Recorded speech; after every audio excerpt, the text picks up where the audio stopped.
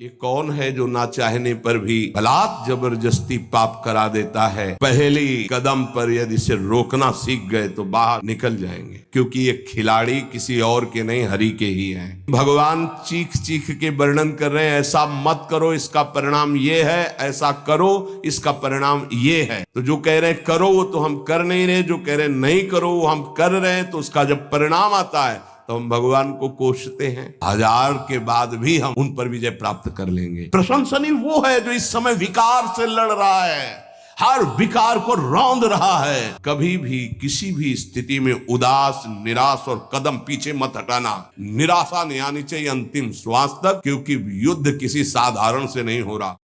ये रजोगुण से प्रकट होता है, राग से, और ये महापापी है, अर्थात महापाप कराने वाला है। महाशनो, ये कभी तृप्त नहीं होने वाला, चाहे जितना भोग लो। ना चाहने वाली बात ऊपरी है और चाहने वाली बात हृदय की है। संसार शरीरों में भोगने से सुख मिलता है, अंदर बैठा है, और ऊपर से हम कहते हैं कि हम नहीं चाहते थे पर ऐसा हो गया। नहीं, अगर ये बात अंदर बैठ जाए कि हमें नहीं चाहिए ये झूठे सुख, तो फिर कोई परास्त नहीं कर सकता। तो बोले जानकारी होने पर भी प्रयोग क्यों नहीं हो पाता? वस्तु, व्यक्ति, क्रिया, स्थान, इससे जो हम सुख चाहते हैं उसे काम कहते हैं। किसी शरीर से, किसी वस्तु से, किसी पद से। इस काम में शब्द तो एक है पर इसके दोष अनंत हैं। शब्द है काम, और अनंत पापाचरण कराने की इसमें सामर्थ्य है। काम में इसमें अनंत विकार भरे हुए हैं। जब तक मनुष्य के भीतर ये बात बनी रहती है कि शरीर भोग से, वस्तु भोग से, पद भोग से हम सुखी हो जाएंगे, तो ये काम पाप ही कराता रहता है। निर्दोष, निर्विकार, निष्पाप होने के लिए इस काम का मर्दन करना आवश्यक है। सहने से ये नष्ट हो जाते हैं। शास्त्र निषिद्ध कर्म ये काम ही कराता, प्रारब्ध नहीं कराता। प्रारब्ध से शास्त्र निषिद्ध कर्म जो किए उनका फल आता है सुख दुख। अगर शास्त्र प्रतिपादित है तो सुख आएगा, शास्त्र विरुद्ध है तो दुख आएगा। लेकिन ये जो हमसे पाप करा रहा है, कोई प्रारब्ध नहीं करा रहा, कोई काल नहीं करा रहा, कोई ईश्वर नहीं करा रहा। काले कर्म ईश्वरे मिथ्या दोष लगाए, ये हमारी चाहत करा रही, अंदर बैठी है। शरीर के भोगों से सुख मिलता है, ये अंदर घुस के बैठ गया है, और यही हमसे पाप करा रहा है। तो जब जानकारी हो गई तो फिर पाप क्यों हो रहे हैं? जब जानकारी हो गई कि काम पाप करा रहा है, तो हम इस जानकारी का प्रयोग क्यों नहीं कर पा रहे हैं? तो बोले धूमे नाव्रियते वह्निर यथा दर्शो मलेन च यथोल्बेनावृतो गर्भस् तथा तेने दमावृतम। ये ज्ञान ढक गया है हमारा, जो ढका हुआ ज्ञान, ये प्रकाशित, ये काम में नहीं आएगा। अब जो ही भोग इच्छा प्रकट हुई, धुआं पैदा हो गया। भोगों की ना भोगों, पाप तो नहीं बन जाएगा। धुआं है, इसका मतलब अग्नि है, ज्ञान है उसके अंदर।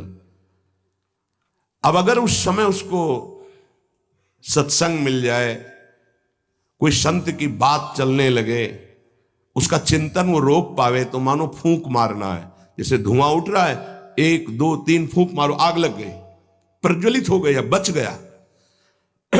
ये पहला बहुत सरल है, बच जाना काम से। धुआं हो जाने पर दिखाई नहीं देता क्या है, क्या ठीक है, क्या नहीं ठीक है। पर फूंक मारो तो आग उठी, धुआं खत्म हुआ। ये ज्ञान हो रहा है, बीच बीच में जलन हो रही कि भोगूं कि ना भोगूं, अच्छा है कि नहीं अच्छा है, कहीं पाप तो नहीं हो जाएगा, कहीं गलती तो नहीं हो जाएगी। पर वो धुआं है, नहीं भोग लेते हैं, अवसर मिला है, समय मिला है, भोग ले। ये उस समय उसको चाहिए, तत्काल कोई सहयोगी चाहिए विवेक का। परमार्थिक मार्ग में धुआं पैदा कर देगी। साधक अगर सावधान हुआ तो तत्काल प्रयासरत हो जाता है इस धुएं को हटाने के लिए। फूंक मारने का मतलब कीर्तन शुरू हो गया, वो सत्संग शुरू हो गया, किसी संत के पास तत्काल बैठ गया, उसकी वाणी सुनने लगा, वो धुआं खत्म हुआ। फूंक लगी, आग जली, धुआं खत्म, ठीक निर्णय होगा। नहीं नहीं, ऐसा नहीं करना। उत्पत्ति विनाशशील जड़ वस्तुओं में प्रियता, महत्ता, सुंदरता, सुखद रूपता, ये काम पहले पैदा करता है। ये सत्य है, इसमें सुख मिलेगा, इसमें बहुत सुख मिलेगा। अब ये धुआं बढ़ता चला जा रहा है, कैसे सुख मिलेगा? लाखों लोग भोग रहे हैं, कैसे सुख? कैसे तुम मुझे बावरा बना सकते हो? नहीं नहीं, गलत है। ये है धुआं को हटाना, फूंकना। अरे अन्य शरीरों की अपेक्षा मनुष्य शरीर सर्वश्रेष्ठ है, इसमें विवेक है। हम कैसे ऐसा पशुवत आचरण कर सकते हैं? नहीं, अरे मन नहीं, तेरी सलाह नहीं। अब वो फूंक रहा है, आग पैदा कर रहा है, ज्ञानाग्नि पैदा कर रहा है। पर बहुत प्रवीण साधक नहीं, उससे प्रवीण मन है, वो सुख को सुख मानकर भोगने की लालसा प्रबल होने के कारण वो धुआं नहीं हटा पा रहा, वो उसी में और राग कर रहा है। प्रथम अवस्था में हटा लिया तो हटा लिया, नहीं दूसरी अवस्था में बहुत ही भयानक स्थिति हो जाएगी। ऐसी कामना का वेग बढ़ा तो ये भूल गया कि मैं साधक हूं, मेरा कर्तव्य क्या है, मैं अकर्तव्य करने जा रहा हूं, ये भूल गया। क्योंकि जैसे दर्पण में ढक गया तो भूल गया, दर्पण में दिखाई देता मैं कौन हूं, तो ज्ञान रूपी दर्पण ढक गया काम से, अब ये उसकी सोच ही खत्म हो गई।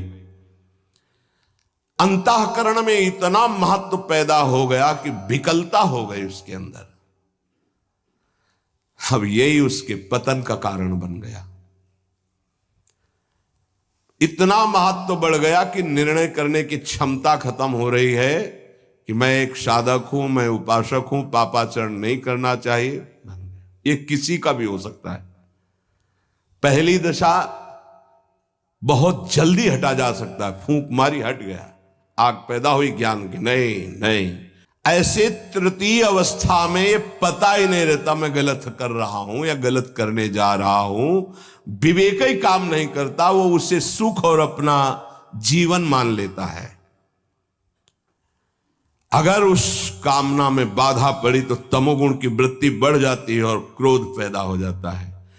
क्रोध जब अपना स्वरूप धारण करता है तो हिंसा पैदा कर देता है, सम्मोह पैदा कर देता है। सम्मोह स्मृति का नाश किया और बुद्धि भ्रष्ट हुई, नष्ट हो गया साधक।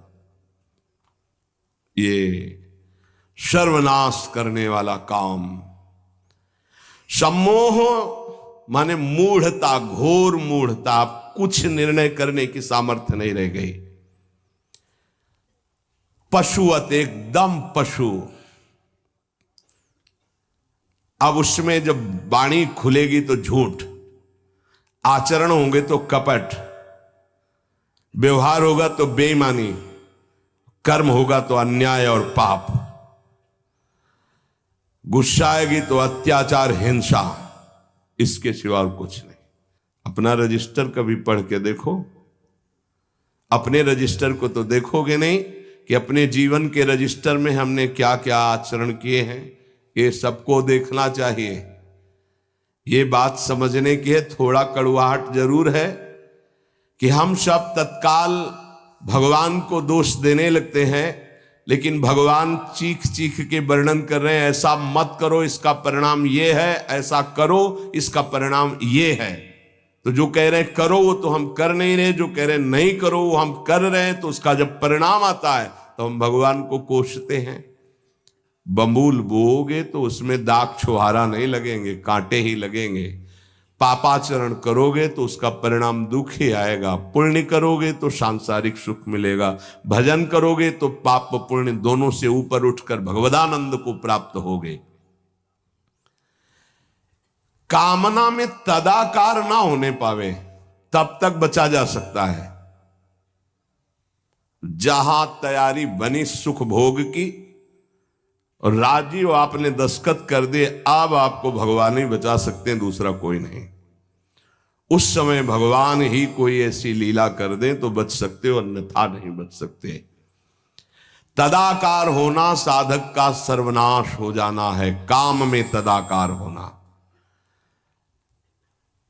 1 2 4 बार अगर आप ऐसी अवहेलना करेंगे तो आपका साथ देगा आपका हृदय और जलेगा, धिक्कार करेगा, बार बार कहेगा गलत है, कान पकड़ेगा, अब की बात नहीं। आगे बढ़ गए, ज्यादा मलिन हृदय हो गया तो आनंदित हर्षित होने लगेगा, आज ये भोगा कल वो भोगूंगा, और वो पापाचरण में हर्षित होकर आगे बढ़ जाता है। ये बहुत बुरी स्थिति होती है।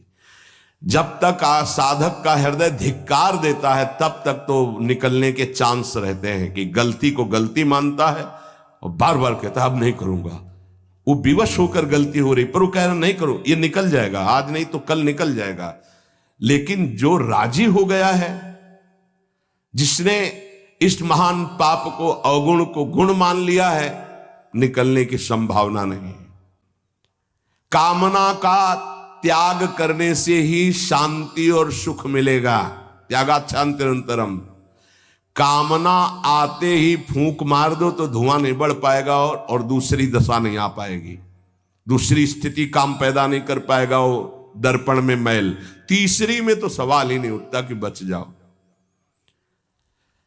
परमार्थ का रुचि रखने वाला साधक कामना को पहचानना सीखे और जहां काम अंदर आवे तत्काल उसको नष्ट करना सीखे।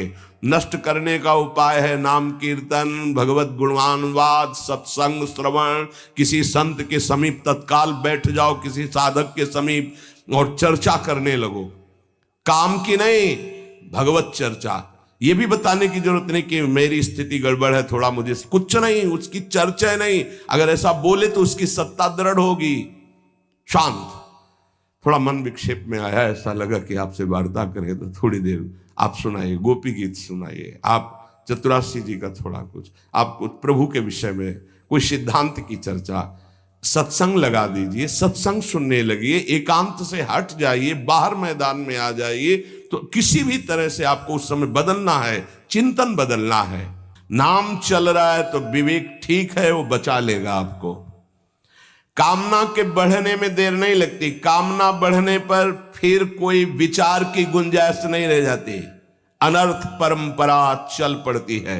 पाप, संताप, दुख, कामना, फिर ऐसा कि आप 100 बार कसम खाएंगे फिर वहीं फिसल कर खड़े हो जाएंगे। देख लीजिएगा, 1000 बार प्रतिज्ञा करेंगे, एक नहीं 1000 बार, और काम वहीं रौंद के गिरा देगा पक्का।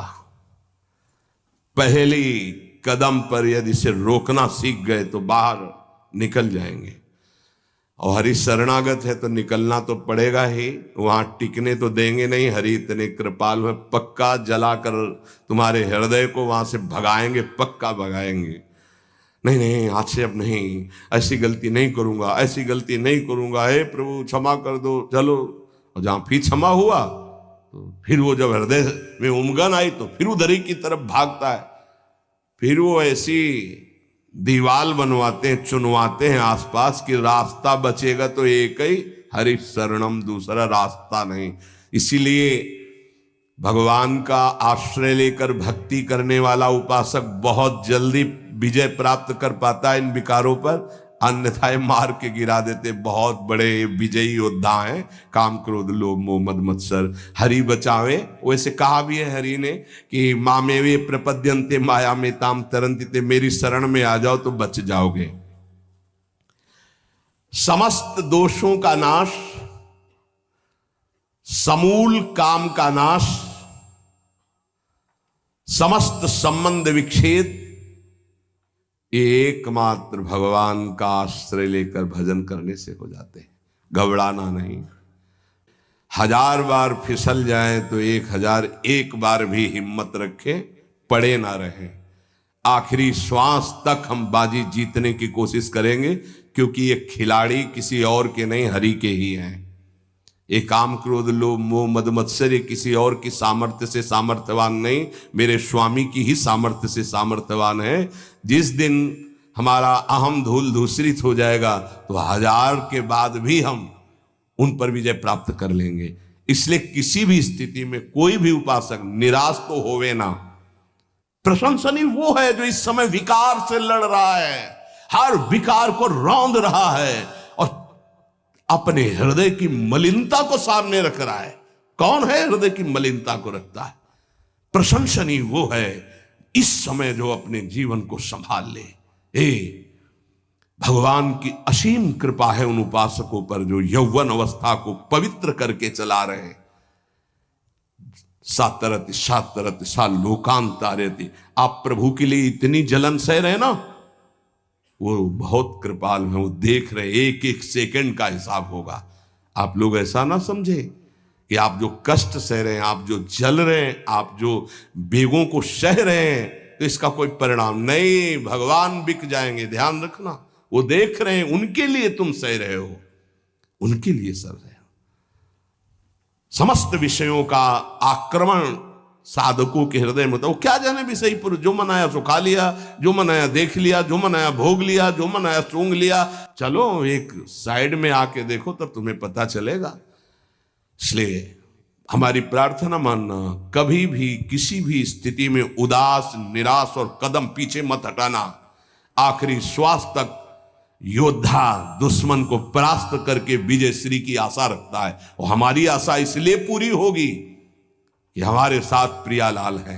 नागरी दासी जन्म जितायो, बलिहारी बलिहारी। ये क्या जाने, ये तो जरा सा छींक दोगे तो तैयार हो जाएंगे हो हल्ला मचाने में। ये साधना जानते हैं क्या?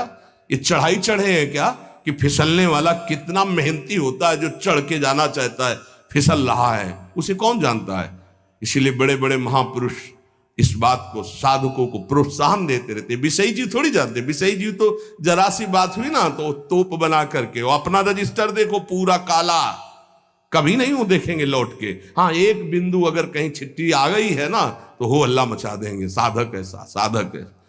1000 बार परास्त होने पर भी हमारा वो उदासीपन नहीं आना चाहिए, निराश नहीं होना चाहिए। चूक गए, इस बार भी चूक गए, आगे बढ़ेंगे, रौंदेंगे हम हरिनाम के बल से। हरसि हरिनाम जपत जय। निराशा नहीं आनी चाहिए अंतिम श्वास तक, क्योंकि युद्ध किसी साधारण से नहीं हो रहा। भगवान की शक्ति से संपन्न ये षड विकार हैं, कोई छोटे मोटे। भगवान के पुत्र बने जाकर कृष्णावतार में प्रद्युम्न कौन है? कामावतार, साक्षात काम प्रद्युम्न के रूप में अवतरित हो, भगवान के पुत्र रूप में। ये भगवत शक्तियों से संपन्न है, तो भक्त के ऊपर क्यों आक्रमण करते हैं? उसके अहंकार का नाश करने के लिए, शरणागति पुष्ट करने के लिए। ये अनुभव की बात कह रहा हूं।